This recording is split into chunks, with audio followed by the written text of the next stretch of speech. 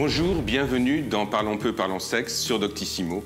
Aujourd'hui, je vais vous parler d'un moment important de la vie d'une femme, la ménopause. Un moment que beaucoup de femmes redoutent et qui signe la fin de la fertilité, mais certainement pas la fin de la sexualité.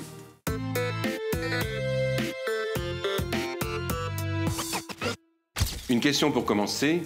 Que signifie d'après vous le mot ménopause? L'arrêt des règles, l'infertilité ou le milieu de la vie? Étymologiquement, le mot ménopause signifie arrêt des règles. C'est le moment où les femmes cessent de produire les hormones nécessaires à la reproduction, l'oestrogène et la progestérone. La ménopause est un phénomène naturel, ce n'est pas une maladie. On reconnaît les premiers signes de l'installation de la ménopause qui sont la fatigue, une légère déprime, une angoisse existentielle.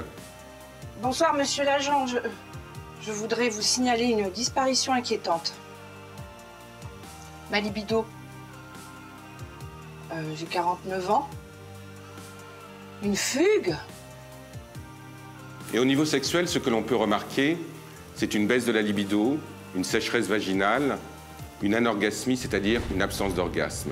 Tous ces signes sont donc les éléments qui amènent à penser que la ménopause est en place chez une femme. Mais toutes les femmes ne vivent pas forcément l'ensemble de ces signes-là. Il y a des différences qui vont être en place en fonction de l'âge et en fonction, bien entendu, de la psychologie de la femme. Une autre question, à quel âge arrive la ménopause en moyenne? 42 ans, 51 ans ou 57 ans? En fait, en moyenne, la ménopause arrive à 51 ans. Néanmoins, il y a des signes avant-coureurs à la ménopause, c'est ce qu'on appelle la préménopause. Et la préménopause peut s'installer chez une femme à partir de 40 ou 45 ans.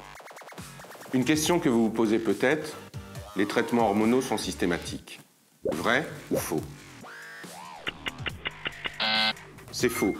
Mais c'est vrai que l'on propose de plus en plus de traitements hormonaux de substitution qui vont agir sur les bouffées de chaleur, sur les sueurs, qui vont agir également sur les problèmes de fuite urinaire ou les problèmes vaginaux.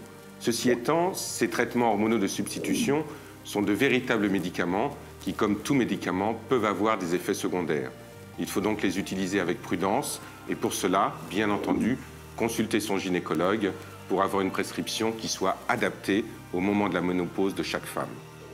Vous vous demandez peut-être comment surmonter les désagréments qui sont liés à la ménopause. Pour cela, il y a une première chose toute simple, utiliser un lubrifiant. Cela vous permettra de pouvoir dépasser les désagréments qui sont liés à la sécheresse vaginale. D'autre part, n'arrêtez pas votre vie sexuelle, restez dans le désir, continuez à avoir des relations sexuelles. Le désir va revenir, va retrouver sa place et vous allez pouvoir vivre à ce moment-là le fait que pendant la ménopause, la sexualité peut continuer, mais qu'elle peut aussi être plus épanouie après la ménopause. Vous êtes ménopausé et vous avez l'impression que vous ne retrouverez jamais une vie sexuelle normale. Sachez que 3/4 des femmes interrogées disent continuer à avoir une vie sexuelle pendant leur ménopause. Donc cela est possible, cela demande un effort. Mais quel que soit l'âge que l'on a, même si le désir se modifie, sachez qu'il ne meurt jamais. Pour aller plus loin, je vous propose mon livre « Femme épanouie » dans lequel je parle des âges sexuels de la femme et bien entendu du rapport entre la ménopause et la sexualité. Il est vrai que le début de la ménopause est un moment qui n'est pas forcément agréable. Mais regardez ces seniors pleins d'humour qui ont accepté de poser pour ces affiches. Alors patience, ça va revenir, comme moi la semaine prochaine. Et d'ailleurs, pour vous abonner, c'est par ici.